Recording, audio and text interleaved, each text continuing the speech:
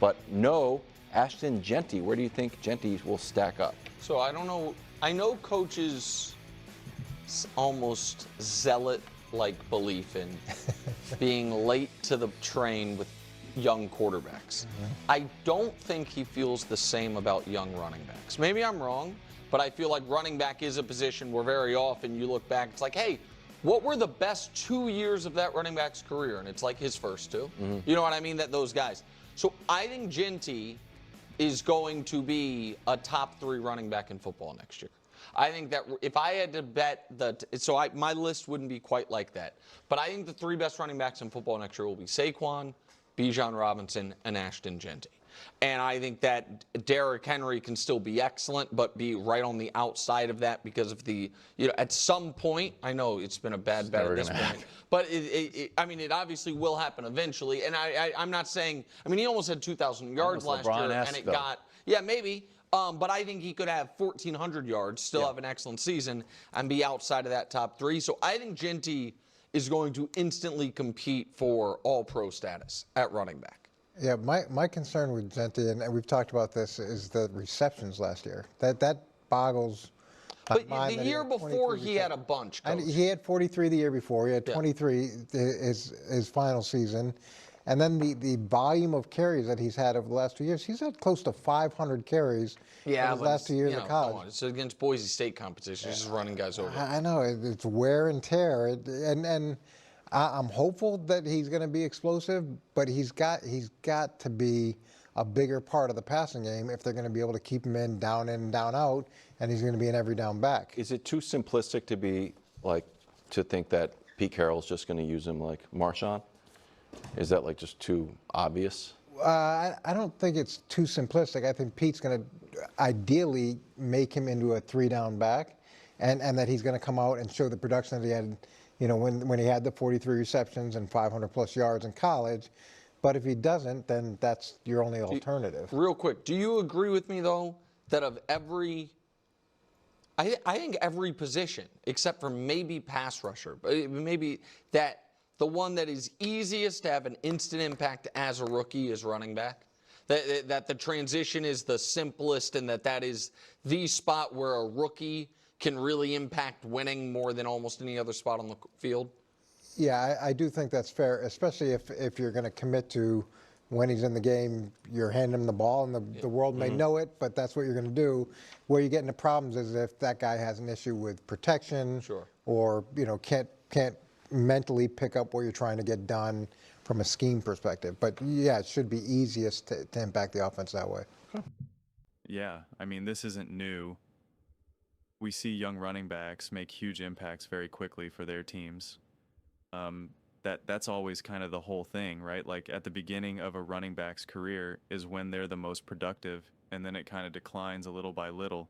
And that's why it's always hard for them to get that big contract, or why teams don't want to pay them a big contract, let alone a second big contract.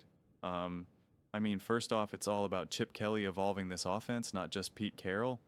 And I think he will be a 3-down back, and I think they will work on the passing game with him. I'm the type of person who I just only care so much about college once you're in the NFL, and I know obviously he hasn't played, and normally when I say that, it's once you actually start playing in the NFL, because then it's okay, it's official. Whatever he did in college means absolutely nothing to me.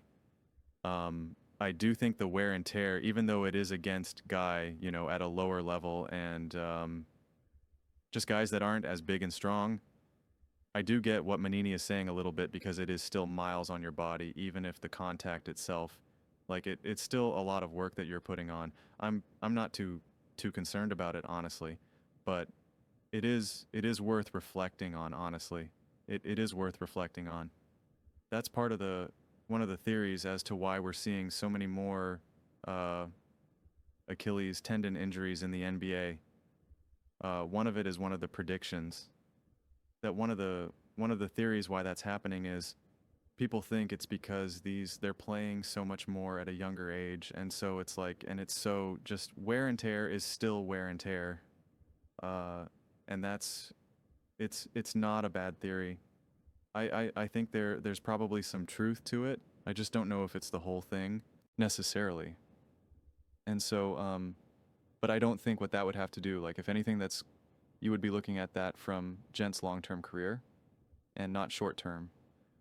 If you want to say there's a lot of wear and tear on him or something like that, like then maybe he won't be able to go as long as say like a Derrick Henry. But if he's going to be a great running back, if he's meant to be just awesome and special, well then it would start in year 1 and year 2. Like you'd see it. So the wear and tear to me really is just more of a something worth contemplating from a longevity standpoint more than anything, quite frankly. But in terms of also like this idea of his inability to evolve as a football player, I just think he's been in one of those situations where he hasn't really had to. And so there wasn't a big incentive necessarily, and it wasn't in the game plan. It wasn't necessary. So it's kind of like a who cares situation. Now, if this was in a style, like the best comparison I can use is actually ironically, another basketball comparison. It's for those of you who maybe don't know, when you're playing sports at a pretty competitive level at a young age now, like now, when I'm talking like you're 10, 11, and 12, a lot of times those sports, especially in basketball, but really any sport, but definitely basketball, it's dominated by guys who like hit their growth spurts like early on. And it can be kind of tricky because you can play with kids who are 10, 11, 12, and they're like 6 feet tall while everyone else is still, floating around 5. And those guys that are 6 feet tall, they're now playing center. They're just playing bully ball because they're bigger and stronger than everyone. But they stop growing, and now they're no longer the biggest and strongest players. Now other people continue to grow, and now you're playing with people who are 6 feet 5, 66, 67, 68, and onward. And now that guy who pretty much played the majority of his career through the years, he was playing like he was the biggest and strongest player, and he's not anymore. And now that game does not translate to the next level, I've seen that. I played with a lot of kids growing up who just were big and jacked, like literally at the age of like in like 3rd grade, no exaggeration. And it catches up to them. It absolutely catches up to them. And if that was the type of situation that we were talking about with Jeanty, that like his style of play, what he was doing really only worked when he was younger at some of the lower levels, and now it's going to just be too hard for him to kind of like translate. Like in this example with basketball, it's like the person who was the center, who was getting all the boards and getting to back people down and just get easy putback layups. Like if you're only 6 feet tall and you don't keep growing when you hit high school, you're not going to be able to play that way anymore. Like you can't, and now you have to fundamentally change how you play, and it's tricky to do. That's not the case with Jeanty, and that's what I feel. And the reason why I bring up that example is because that's what it feels like Manini in a way is doing, of kind of like, well, I'm concerned about this. And I'm like, I'm not, because he's a football player. And when I say that, I mean that in the sense of like he's an athlete, he's a football player. Like he's going to be able to learn and grow and do more things that you ask him to do.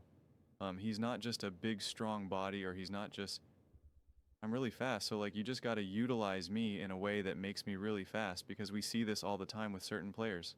Some people are so fast, but they can't catch the ball at all. And they're like, well, you're so fast, you're going to play defense out. You have some guys who have amazing hands, but like they're not the fastest, or they're not great at running routes. Like you a lot of times in sports, you have people that are kind of good at 1 or 2 things, but like you can't seem to get like anything else going. Again, compared it to basketball, you have plenty of guys who are really, really tall, but they're just not great at anything else. And so you keep trying to find a way to like make them work. And so that's not the situation that we're in here right now. It's not like Jeanty is just so much bigger and stronger than every other player out there, and so that's all he's ever had to do forever. And now, if you ever try to ask him to do anything else football related, he's going to just be like, me not know how to grow and evolve my game and be important. And so, but Manini does speak to also some experience when he talked about how sometimes you're dealing with players who just can't pick up what you're putting down. And he didn't want to go too deep in that, and I respect it and I understand it. but it's something that we don't really like to talk about anymore, but it should be talked about. Some people are just not smart enough to get it. They just can't grasp what you're teaching them. They can't understand it. They can't get it. They can't connect the dots. They can't process it. They just can't get it, and they are just athletic freaks, and that's why they were able to play in high school and college and get to the pros, and it's why sometimes they can hang on by a thread and even have a really successful career even, but like they just can't quite do it. And one of my favorite quotes from Baldy, which actually my dad told me, he's like, when you go to the combine, you would be shocked by what they don't know. By what they don't know. And it's just because a lot of these guys get by on just being great athletes, right? And just having that natural talent and not a lot more beyond that. That is such a real thing. I played sports, baseball, basketball, whatever, with players that I clearly understood the game infinitely better than they ever did. And yet they were infinitely better than me because they were just better athletes, you know? That's just the way it goes sometimes. And again, to be clear, I'm not saying that Jeanty falls into that. But I guess like from a coaching perspective, Gent is kind of, Manini is probably trying to figure out like, well, what is the story here? I'm going to take the more optimistic approach to it until proven otherwise. So I'm not too concerned about it. And I do think Jeanty will be a beast in the NFL. And I'm looking forward to it. And in terms of the rankings, I don't care.